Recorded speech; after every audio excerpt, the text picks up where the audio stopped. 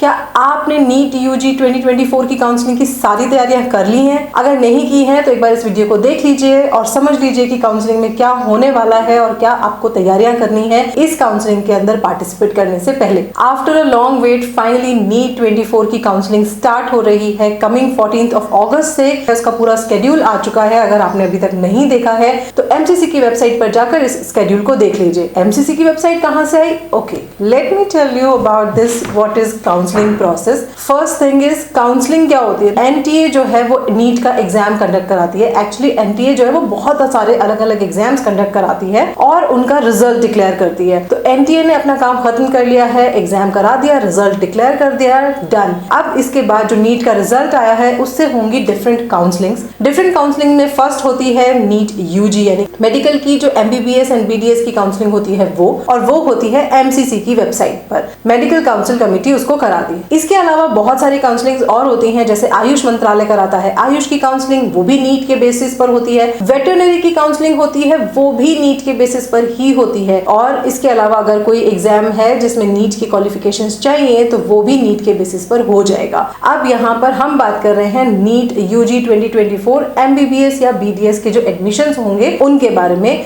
इसकी वेबसाइट है mcc.nic.in और इस वेबसाइट पर अगर आप जाएंगे तो यूजी सेक्शन में आप देखेंगे तो पूरा काउंसलिंग स्केड्यूल दिया हुआ है और काउंसलिंग जो है उसका जो रजिस्ट्रेशन प्रोसेस है वो स्टार्ट होने वाला है। तो उसके लिए काउंसलिंग स्टार्ट होगी 14th of August से और इस काउंसलिंग के अंदर आपको करना है registration. Registration is the very first part. आपको अपने सारे डॉक्यूमेंट्स हैं वो सब तैयार रखने हैं। ओरिजिनल तो आपके पास होंगे ही, सबकी फोटोकॉपीज भी आपको अपने पास रखनी है। इसके अलावा सबका सॉफ्टवेयर में यानी कि फोटोज खींच के या पेपर्स को स्कैन करके अपने फोन में लैपटॉप में सेव करके रख ले, क्योंकि यहाँ पर जब आप फॉर्म फिल करेंगे उसके अंदर आपको फोटो, सिग्नेचर या डॉक्यूमेंट अपलोड जो भी करने होंगे वो सब करने होंगे। पहले हम काउंसलिंग को ही समझ लेते हैं। तो ये काउंसलिंग हो गई नीट के बेसिस पर, ऑल इंडिया बेसिस पर। इसके अलावा काउंसलिंग होती है स्टेट्स की। पहले ऐसा हुआ करता था कि अलग अलग कॉलेजेस जो है वो अलग अलग काउंसलिंग्स कराते थे, तो बिकॉज ऑफ दैट बहुत सारे कचर पचर हो जाती थी।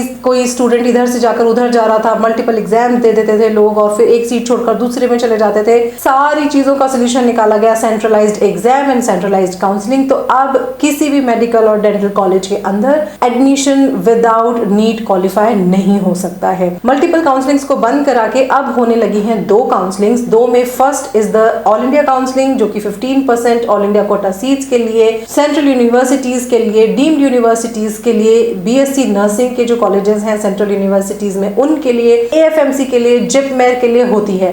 इसके अलावा होती है स्टेट काउंसलिंग जो कि बाकी 85% सीट्स होती हैं उनके लिए होती है। अब ऑल इंडिया कोटा से जो 15% सीट्स हर स्टेट की, इंडिया के हर स्टेट से होती हैं वो सीट्स पर किसी भी तरीके का कोई डोमिसाइल नहीं चाहिए। डोमिसाइल का मतलब होता है मूल निवास प्रमाण पत्र। तो आप किसी भी स्टेट के हो, मतलब आप अगर एमपी के हैं, राजस्थान के हैं, you can go into the Gujarat, you can go into Maharashtra और एनी कॉलेज यू वांट, अगर आपके रैंक और आपके मार्क्स जो हैं वो आपको अलाउ करते हैं तो। लेकिन जो 85% सीट्स जो स्टेट कोटा की होती हैं उसमें स्टेट्स के बच्चों को बेनिफिट होता है, क्योंकि गवर्नमेंट कॉलेजेस के अंदर सिर्फ जो स्टेट के जो बच्चे होते हैं उन्हीं को एडमिशन मिलती है। प्राइवेट कॉलेज के अंदर भी स्टेट के जो बच्चे होते हैं उन्हें प्रायोरिटी दी जाती है और जब वो सारी सीट्स फिल हो जाती हैं और उसके बाद कोई भी बच्चा स्टेट का जो बचता नहीं है तब आती है बारी दूसरे स्टेट के बच्चों की प्राइवेट कॉलेज में एडमिशन लेने में। गवर्नमेंट में तो फिर भी नहीं हो सकता है। तो फर्स्ट काम तो आपको यही करना है कि एमसीसी की वेबसाइट पर जाना है, स्केड्यूल देखना है और प्रोसेस को एक बार समझना है। अब यहाँ पर क्या होता है कि आपको पहले रजिस्ट्रेशन कराना होता है। तो फर्स्ट पार्ट आपका रजिस्ट्रेशन होगा, सेकेंड पार्ट आपका काउंसलिंग होगा। रजिस्ट्रेशन की जो फीस होती है वो नॉन रिफंडेबल होती है, लेकिन अगर काउंसलिंग फीस की बात की जाए तो काउंसलिंग फीस यहाँ पर रिफंडेबल होती है अगर आपने फोरफीचर नहीं किया बिकॉज ऑफ सम रेगुलेशंस। तो यहाँ पर दो तरीके की आपको फीस पे करनी है। हर काउंसलिंग में ऐसा ही होता है, स्टेट की काउंसलिंग होती है उसमें भी ऐसा ही होता है। Right now we are talking about all India counselling और उसी के रूल रेगुलेशंस के हम बारे में बात कर रहे हैं। ऑलमोस्ट सेम चीजें स्टेट्स के अंदर भी होती हैं, तो आप उससे रिलेट कर सकते हैं। जब स्टेट्स की काउंसलिंग की बात आएगी, अगर आपको मुझसे उसके बारे में भी पूछना हो तो आप उसके बारे में पूछेगा। आई will explain you each and every detail. But let's talk about this counseling जो कि अभी 14 से स्टार्ट होने वाली है। इसका जो इन्फॉर्मेशन बुकलेट है वो अभी तक नहीं आया है, तो वो जैसे ही आएगा आप उस पूरे इन्फॉर्मेशन बुकलेट को ध्यान से पढ़िएगा। बहुत सारी चीजें चीजें रिपीटेटिव होती हैं, पहले से जो चल रहा है वही चल रहा है, लेकिन कुछ कुछ जो चेंजेस होते हैं वो हर साल आते रहते हैं। जो भी नए चेंजेस आएंगे I will tell you about that also. तो अगर आपने ये चैनल सब्सक्राइब नहीं किया है तो सब्सक्राइब कीजिए, और काउंसलिंग के बारे में जितनी भी डिटेल्स होंगी, all the details will be here. You can ask any question you want to ask about the counseling. I will give you all the answers so that you can fill your form very smoothly. Counseling के अंदर 4 rounds होते हैं, round 1, round 2, round 3। पहले mop up कहा जाता था round 3 को, और मॉपअप में जो भी सीट्स बाकी रह जाती थी वो सब स्टेट्स को ट्रांसफर हो जाती थी। अब ऐसा नहीं होता है, मॉपअप राउंड को राउंड 3 का नाम दे दिया गया है, and the last round is stray vacancy round. Stray vacancy round के अंदर जो भी कैंडिडेट बचे हैं, जिन्होंने भी कोई भी सीट फिल करी है और उसके अंदर आपको सीट मिल गई है, तो you can not leave that seat. यहाँ एक बहुत इंपॉर्टेंट चीज ये है कि अगर बाई चांस आपने वो सीट छोड़ दी तो अगले 1 साल तक के लिए आपको नीट एग्जाम से ही डीबार कर दिया जाएगा। आप सोचेंगे काउंसलिंग तो देर से होगी, क्या फर्क पड़ता है? नहीं, एक्चुअली नीट एग्जाम ही नहीं देने दिया जाएगा। सब कुछ कंप्यूटराइज्ड है, सब कुछ डेटा आजकल सॉफ्टवेयर में होते हैं, तो आपको ऑटोमेटिकली डीबार कर दिया जाएगा। आपकी सारी डिटेल्स उन लोगों के पास पहले से ही है। तो आप इस बात का ध्यान रखिए कि आपको रूल्स एंड रेगुलेशंस के साथ ही काउंसलिंग में पार्टिसिपेट करना है। मल्टीपल फॉर्म्स आपको फिल नहीं करने हैं। अगर आपने मल्टीपल फॉर्म्स फिल किए, अव्वल तो ये पॉसिबल ही नहीं है, क्योंकि जैसे ही आप लॉगिन करते हैं तो आप ही का मोबाइल नंबर, आप ही की मेल आईडी से सारी डिटेल्स आप ही की होती है, और एक बार अगर उससे फिल हो गया तो उसके बाद वो दोबारा ओपन ही नहीं होगा। लेकिन फिर भी अगर बाई चांस ओपन हो भी जाए और आपने मल्टीपल फॉर्म्स फिल कर दिए तो आपको इनएलिजिबल बना दिया जाएगा फॉर द काउंसलिंग। तो आपको इस बात का ध्यान रखना है। एनटीए का जो आपने एग्जाम नीट का दिया था, उस टाइम आपने जो मोबाइल नंबर और ईमेल आईडी यूज की थी, काउंसलिंग में वही ईमेल आईडी यूज होगी, वही फोन नंबर यूज होगा। तो आपको ये बात याद रखनी है हमेशा के लिए कि जब आप किसी भी एग्जाम का फॉर्म भरते हैं, अपने ही आईडी और अपने ही फोन से फिल कीजिए डिटेल्स को, क्योंकि सारे ओटीपीज जो हैं वो सब इसी पर आते हैं। मेरे पास इतने केस आते हैं इस चीज के कि किसी भी स्टूडेंट ने ई मित्र पे जाके या किसी और कहीं जाकर और उनसे फॉर्म भरवा लिया, और वहां पर काउंसलर्स से फॉर्म भरवा लिया, और उन्होंने अपने नंबर या ईमेल आईडी से आपका फॉर्म भरा हुआ है, और अब जितनी भी ओटीपीज आएंगी, इवन आप अपना फॉर्म नहीं खोल सकते विदाउट दैट ओटीपी, और अब आप उनके हाथों फंस जाते हैं। अगर उनकी इच्छा है तो वो आपसे फाइनेंशियल एड भी ले सकते हैं उस तौर पर। तो आप इस बात को ध्यान रखिए कि अपने ही नंबर और अपनी ही ईमेल आईडी से आपको फॉर्म फिल करने हैं। अगर आपको लगता है कि आपको कंप्यूटर की इतनी नॉलेज नहीं है, then please take that knowledge. कोशिश कीजिए कि जब ये जो ब्रेक आता है बीच में कहीं ना कहीं, तो उसमें आप कंप्यूटर्स को सीखें, कंप्यूटर्स को जाने, लैपटॉप को समझें, तो ये आपको हेल्प करेगा। इंटरनेट किस तरीके से यूज करते हैं, वेबसाइट्स किस तरीके से ओपन करते हैं, कोई भी डॉक्यूमेंट कैसा अपलोड करते हैं, ये बहुत ही बेसिक इन्फॉर्मेशन है आज की लाइफ में, और ये आपको वैसे भी मेडिकल में भी जाएंगे तो आपको ये सारी चीजें यूज करनी पड़ेंगी। ये जो ऑल इंडिया काउंसलिंग है ये किन किन सीट्स के लिए है? तो फर्स्ट तो 15% all India quota. All India quota का मतलब है पूरे जो इंडिया के अंदर जितने भी मेडिकल कॉलेजेस हैं गवर्नमेंट के, उन सब के अंदर की 15% सीट्स जो है वो इसके थ्रू फिल होंगी। 100% सीट्स जो है वो बीएचयू की ओपन होती हैं। बीएचयू यानी कि बनारस हिंदू यूनिवर्सिटी। बनारस हिंदू यूनिवर्सिटी के जो दोनों कैंपसेस हैं उन सब के अंदर 100% सीट्स ओपन है। किसी भी तरीके का कोई डोमिसाइल उसके लिए नहीं चाहिए। एएफएमसी के अंदर भी फर्स्ट जो पार्ट है वो इसी काउंसलिंग से होता है। जब आप इसमें सेलेक्ट हो जाते हैं तो डिटेल्स एएफएमसी के पास जाती हैं, और एएफएमसी जो है वो टॉप स्टूडेंट्स को सेलेक्ट करके उनको अपने पास बुलाता है, और फर्दर जो प्रोसेस होना है वो होता है, यानी कि मेडिकल एग्जामिनेशन जो भी है या इंटरव्यूज होने हैं वो सब बाद में होते हैं। अगर आपको इस बारे में पूरी डिटेल्स देखनी है तो मैंने इस वीडियो में अपनी सारी डिटेल्स शेयर की हुई है, तो आप एएफएमसी के बारे में भी इंफॉर्मेशन पूरी उस वीडियो से ले सकते हैं।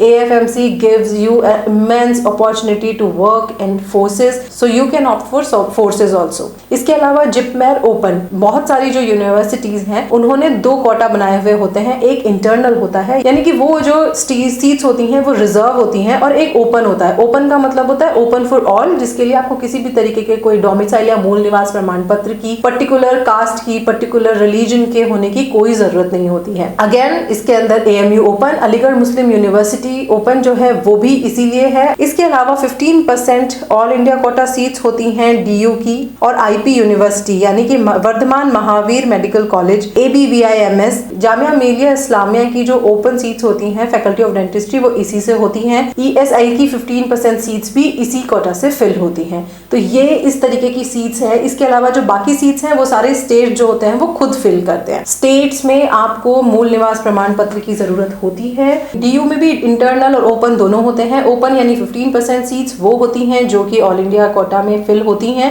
इसके अलावा इंटरनल होती है। इंटरनल का मतलब दिल्ली एनसीटी के जितने भी बच्चे हैं वो उन लोगों के लिए ये सीट्स रिजर्व होती हैं, 85% सीट्स। सेंट्रल यूनिवर्सिटीज की जितने भी बीएससी नर्सिंग के जो कॉलेजेस हैं वो इसी से फिल होंगे। नेक्स्ट इंपॉर्टेंट थिंग इज कि अब आप अगर अपना phone number, email ID, photo या फिर अपना जो नाम है वो चेंज करना चाहते हैं तो वो जो बेसिक डिटेल्स हैं अब वो चेंज नहीं हो सकती हैं। अब आपकी कैटेगरी भी चेंज नहीं हो सकती है। जो कैटेगरी आपने पहले फिल की थी उसी कैटेगरी में अब आपको सिलेक्शन लेना होगा। ऑल इंडिया कोटा में रिजर्वेशन होता है तो ये आपको एनटीए का जब आप फॉर्म फिल कर रहे थे तब आपको ध्यान रखना चाहिए कि कौन से कैटेगरी में आप फिल कर रहे हैं, या आपका कोई नंबर, ईमेल आईडी या फिर आपका फोटो सब सही है या नहीं है। अब इसके अंदर किसी भी तरीके का कोई चेंज अलाउ नहीं है। नीट की एक मिनिमम क्वालिफिकेशन है कि आपने क्वालिफाइड मार्क्स लिए हैं या नहीं लिए हैं। अगर आपने नीट की जो बेसिक क्वालिफाइंग मार्क्स हैं उनको क्लियर कर लिया है तो आप नीट की काउंसलिंग में पार्टिसिपेट कर सकते हैं। बट इसका मतलब ये नहीं है कि आपको गवर्नमेंट कॉलेज मिल गया या कोई भी कॉलेज मिल गया। जो बिल्कुल टॉप रैंक पर आते हैं बच्चे उन्हीं को गवर्नमेंट कॉलेजेस मिलते हैं। इसके बाद के जो बच्चे होते हैं उन्हें प्राइवेट कॉलेजेस मिलते हैं या फिर कॉलेजेस में सीट नहीं भी मिलती है। इसका ध्यान रखना है कि रजिस्ट्रेशन का मतलब कॉलेज में सीट मिलना नहीं होता है। अब अगर हम राउंड 1 की बात करें तो राउंड 1 जो है उसके अंदर फर्स्ट आपको रजिस्ट्रेशन करना होता है और रजिस्ट्रेशन करने के बाद में आपको फीस पेमेंट करनी होती है। रजिस्ट्रेशन के बाद में जो फीस आती है, ये जो फीस होती है ये रिफंडेबल नहीं है। फॉर एग्जाम्पल हम अभी की बात करें तो 14 अगस्त जो है तब से आपका रजिस्ट्रेशन स्टार्ट हो रहा है तो आपको रजिस्ट्रेशन करानी है और उसके बाद आपको फी पेमेंट करनी है। तो फी पेमेंट के बाद आपको चॉइस फिलिंग स्टार्ट होगी। चॉइस फिलिंग जो है वो स्टार्ट हो रही है 16 अगस्त से 20 अगस्त तक आप अपनी चॉइस फिलिंग कर सकते हैं और चॉइस फिलिंग करने के बाद में आपको उनको लॉक करना होता है। तो लॉक करने में एक आपको इस सिस्टम बताती हूँ कि आप कभी भी पहले ही जस्ट चॉइस फिलिंग करके और फिर आपको लॉक नहीं करना है, क्योंकि हो सकता है आपको बाद में इन्फॉर्मेशन मिले या पूरी नॉलेज नहीं हो और आपको लगे कि नहीं मुझे तो चेंज करना चाहिए था। ये सिस्टम कैसे काम करता है, चॉइस फिलिंग बहुत बहुत क्रूशियल पार्ट है। आपको इसके लिए तो तैयारी पहले से कर लेनी चाहिए, क्योंकि चॉइस फिलिंग के अंदर जो फर्स्ट जो कॉलेज होता है वो फर्स्ट कॉलेज आपको पहले मिलेगा। अगर उस फर्स्ट कॉलेज के अंदर आपके लिए सीट आपके मार्क्स पर अवेलेबल नहीं है तो सेकेंड जो आपकी प्रायोरिटी थी वो मिलेगी। अगर वो भी नहीं मिला तो आपको थर्ड प्रायोरिटी मिलेगी और फिर उसके बाद में पूरी लिस्ट इस तरीके से जाती है। तो मान लीजिए आपने फर्स्ट के अंदर आपको जो कॉलेज चाहिए था वही फिल कर दिया, फिर सेकंड में आपने बीडीएस फिल कर दिया गलती से, या फिर आपने डीम्ड यूनिवर्सिटी फिल कर दी गलती से। आपको ये पता होना चाहिए कि डीम्ड यूनिवर्सिटीज की जो फीस होती है वो बहुत ज्यादा होती है। Per annum it's around 15 lakh to 20 lakh per annum. तो ये फीस बहुत ज्यादा होती है। तो आपको ये गलती नहीं करनी है। आप जब भी काउंसलिंग में पार्टिसिपेट करें तो आप अभी से ये काम करिए कि कॉलेजेस की लिस्ट बनाइए, एक टेंटेटिव लिस्ट बना लीजिए कि मुझे इस कॉलेज में पहले फिल करना है, नहीं तो फिर ये कॉलेजेस की लिस्ट दी हुई है आपको एमसीसी की वेबसाइट पर। आप देखिए उनकी फीस दी हुई है, सारी इंफॉर्मेशन दी हुई है। ये थोड़ा सा होमवर्क आपको करना बहुत जरूरी है, क्योंकि अगर आपको ये नहीं पता कौन सा कॉलेज गवर्नमेंट कॉलेज है या प्राइवेट है, या फिर आपने डीम्ड यूनिवर्सिटी में चाहते थे डीम्ड यूनिवर्सिटी में लेना और एक दो कॉलेजेस जिनकी फीस कम थी आपने उनको फिल करने के चक्कर में डीम्ड यूनिवर्सिटी में फिल किया है फॉर्म, गलती से आपने हाई फीस कॉलेजेस को अप्लाई कर दिया तो वो सीट आपको मिल जाएगी and it can hamper your selection. इसके अलावा नेक्स्ट इंपॉर्टेंट काम आपको ये करना है कि आप NIRF रैंकिंग पर जाइए। NIRF रैंकिंग 2024 12 अगस्त के आसपास आ जाएगी, नई वाली, नहीं तो पुरानी वाली भी आप चेक कर सकते हैं। और उसमें आपको कॉलेजेस की मेडिकल में लिस्ट दी हुई है कि टॉप रैंक का कॉलेज कौन सा है और उसके बाद कौन सा है और उसके बाद कौन सा है। तो आप उसकी भी हेल्प ले सकते हैं to make your list of colleges. जब भी आप कॉलेजेस को फिल कर रहे हो तो आप इस बात का ध्यान रखिए कि जिस भी स्टेट में आप अपनी बैचलर्स यानी कि MBBS करेंगे उसी स्टेट के PG के लिए आपको थोड़ा रिजर्वेशन मिलता है। पहले से थोड़ी सी जो सीट्स होती हैं वो उसी स्टेट में जिन बच्चों ने MBBS किया हुआ है उनके लिए रिजर्व रहती हैं। तो ये आप इस बात का ध्यान रखिए कि जब आप PG यानी कि पोस्ट ग्रेजुएशन के लिए जाएंगे तो वो जो कॉलेज है वो कौन सा आप चूज करना चाहिए, कौन से स्टेट में रहना चाहेंगे। फॉर एग्जाम्पल अगर मैं आपको बताऊं कि एम्स में अगर आपको एडमिशन मिलता है तो PG के अंदर एम्स से बच्चे हुए जिन्होंने MBBS पढ़ा है उनको रिजर्वेशन मिलती है।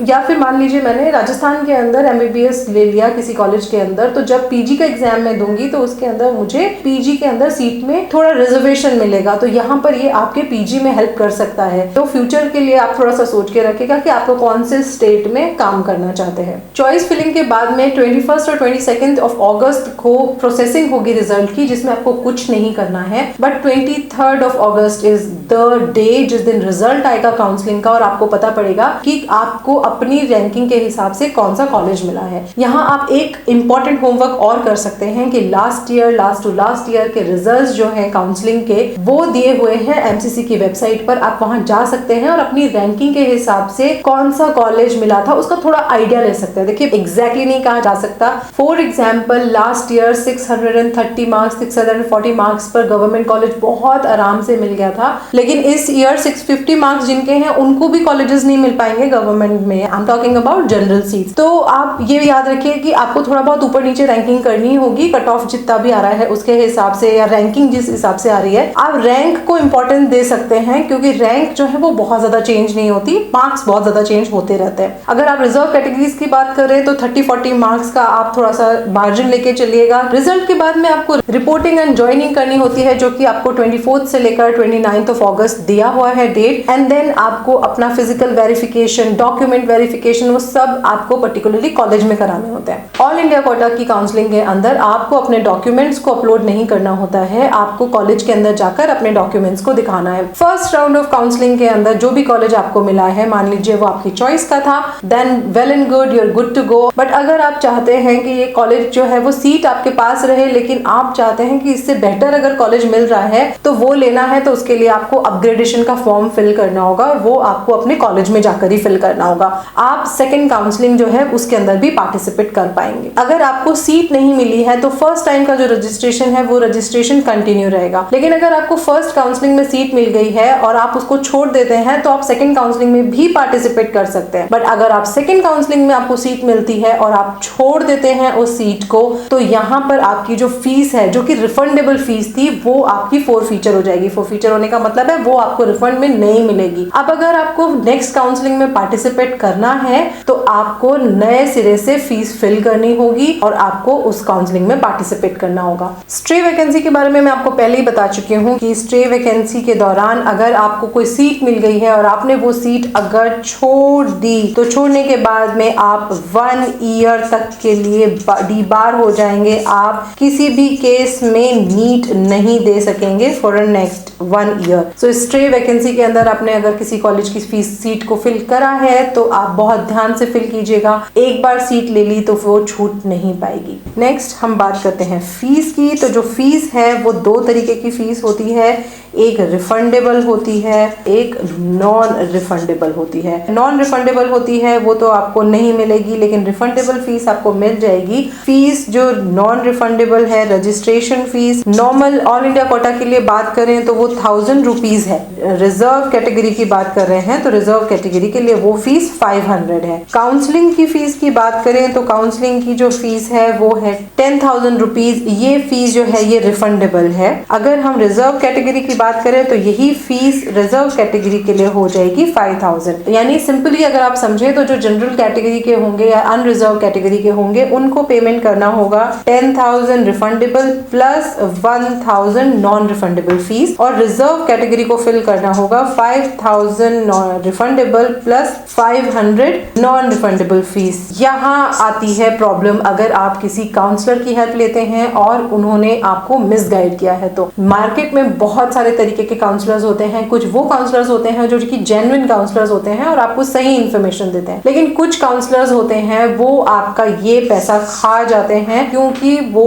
बताते ही नहीं है कि ये जो पैसा है ये वापस भी आना है। तो आप इस बात को ध्यान रखिए कि जो आपके 500 या 1000 रुपीज जो आपने रजिस्ट्रेशन फीस पे करी है सिर्फ वो वापस नहीं आएगी, आपका 5000 या जो 10,000 रुपीज है वो वापस आएंगे। आप इस चीज का ध्यान रखिएगा। वैसे एमसीसी की वेबसाइट ने ईच एंड एवरीथिंग क्लियर की हुई है तो आपको जरूरत नहीं पड़ेगी किसी और की। लेकिन अगर आपको फिर भी लगता है कि आपको खुद से फॉर्म नहीं फिल करना है, आपको डाउट है कि आप गलत कर देंगे, तो किसी सही इंसान के पास जाइए, सही काउंसलर के पास जाइए, खुद एक्टिव रहिए और अपडेटेड रहिए कि क्या इन्फॉर्मेशन किस तरीके से मिल रही है। 2 चीजों का बहुत ध्यान रखना है, अपना फोन नंबर, अपना ईमेल आईडी खुद का यूज करना है आपकी काउंसलिंग जो फीस है वो रिफंड आती है अनटिल अनलेस आपने फोरफीचर नहीं किया हो। इसी जगह अगर हम बात करें डीम्ड यूनिवर्सिटी की, तो डीम्ड यूनिवर्सिटी की जो फीस होती है वो होती है 5000 रुपीज रजिस्ट्रेशन फीस होता है और काउंसलिंग जो फीस होती है वो 2 लाख रुपीज होती है। तो डीम्ड यूनिवर्सिटीज के केस में तो आपको स्पेशली ध्यान रखना है कि अगर आपकी ये फोरफीचर होती है फीस तो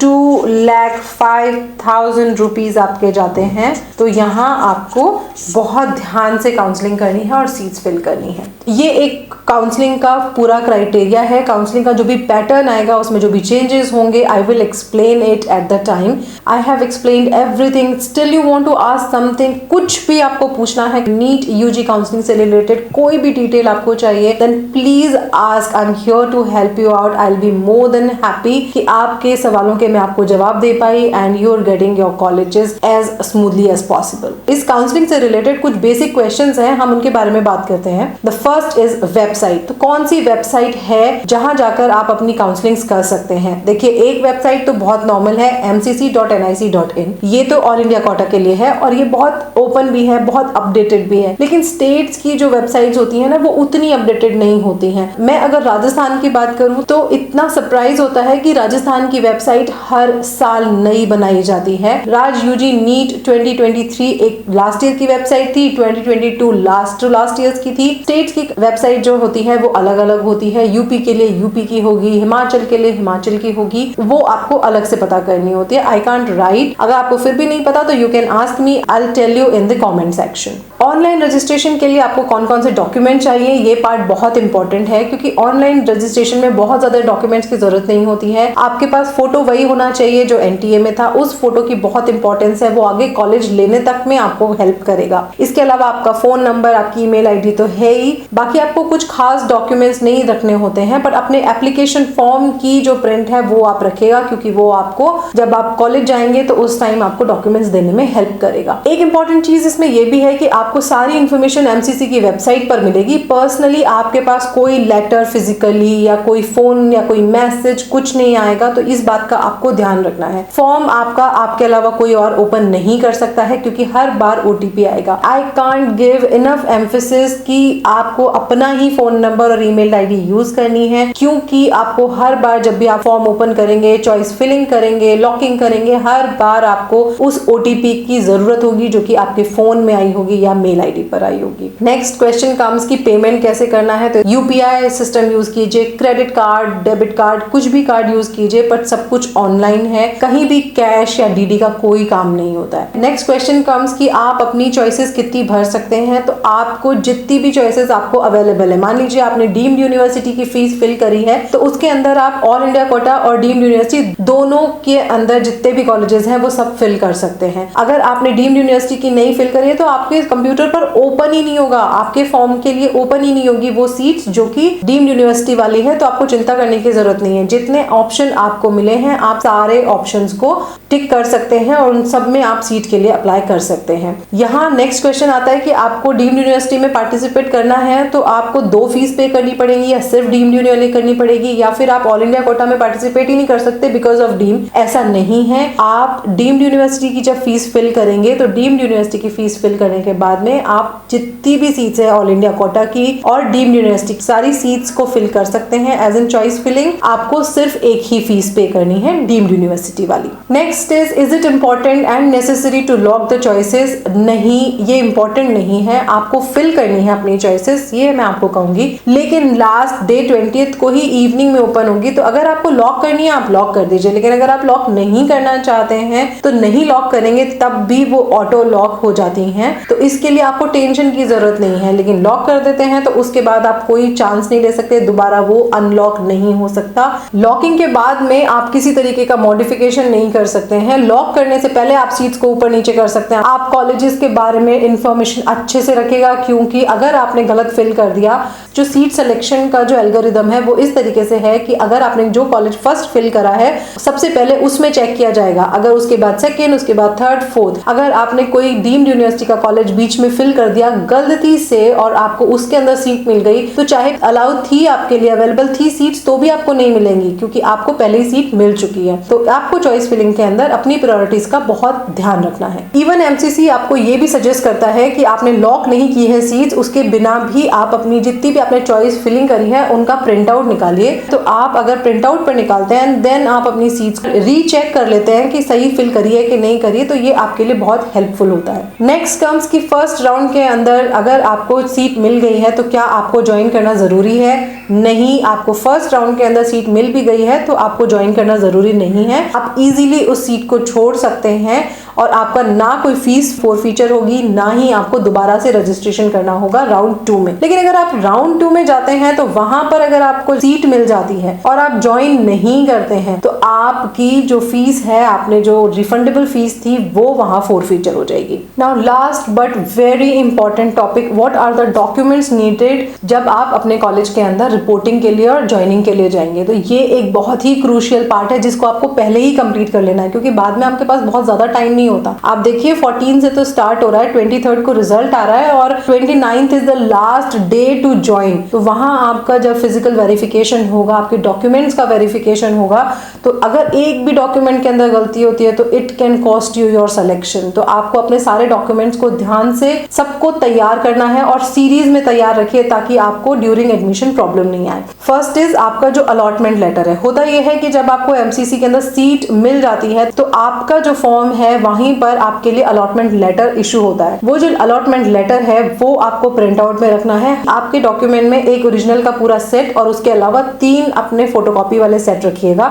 उसके अंदर फर्स्ट आपका होना चाहिए आपका अलॉटमेंट लेटर जो कि एमसीसी ने आपको इशू किया। जब एनटीए ने आपको एडमिट कार्ड इशू किया था, आपको वो एडमिट कार्ड लेकर आना है। कि 12th की मार्कशीट, आपकी 10th की मार्कशीट, 12th और 10th का सर्टिफिकेट, रिजल्ट या रैंक लेटर जो एनटीए ने दिया वो, डेट ऑफ बर्थ सर्टिफिकेट चाहिए। अगर डेट ऑफ बर्थ सर्टिफिकेट आपके पास नहीं है लेकिन 10th का जो सर्टिफिकेट है उसके अंदर आपकी डेट ऑफ बर्थ मेंशन है तो वो चल जाएगा। 10th और 10+2 का सर्टिफिकेट, 10 और 10+2 का मार्कशीट, आपकी पासपोर्ट साइज फोटो, वो जो आपने एनटीए के अंदर फिल की थी वही वाली पासपोर्ट साइज फोटो आपको चाहिए। 8 प्रूफ ऑफ आइडेंटिटी। अब आइडेंटिटी प्रूफ के अंदर आप अपना आधार दे सकते हैं, पैन कार्ड दे सकते हैं, ड्राइविंग लाइसेंस दे सकते हैं, पासपोर्ट दे सकते हैं। चारों ही कार्ड एलिजिबल हैं। इसके अलावा अगर आप एनआरआई कैंडिडेट हैं तो उनके लिए अलग डॉक्यूमेंट्स हैं, बट ये जो बेसिक डॉक्यूमेंट्स हैं ये आपको तैयार रखने हैं और हर डॉक्यूमेंट सेट की 3-3 कॉपीज आप अपने पास में तैयार रखिए ताकि जब आपका एडमिशन हो और आपको सबमिशन कराना हो तो कोई आपके पास इशू ना हो। आपके ओरिजिनल डॉक्यूमेंट जो है वो कॉलेज में सबमिट हो जाते हैं, इसलिए अपने पास रखने के लिए भी